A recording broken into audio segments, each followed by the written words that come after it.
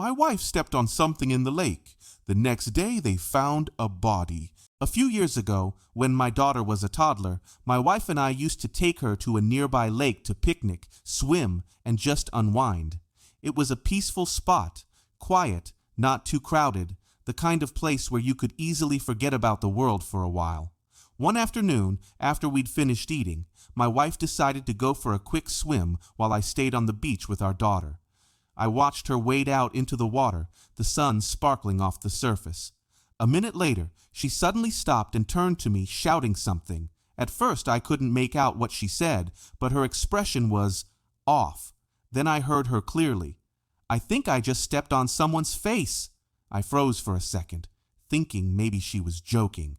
But the look on her face wasn't playful. It was pale, almost terrified.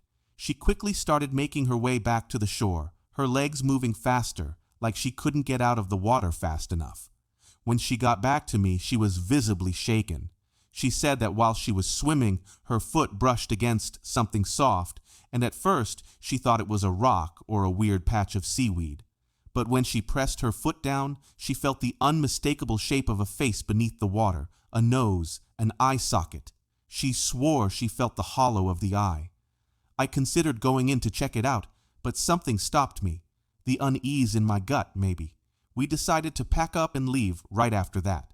The next day, the local news reported that a young boy who had been missing for days was found drowned in that same lake, not far from where we had been. He'd been there the whole time, just beneath the surface. To this day, my wife is convinced she stepped on his face.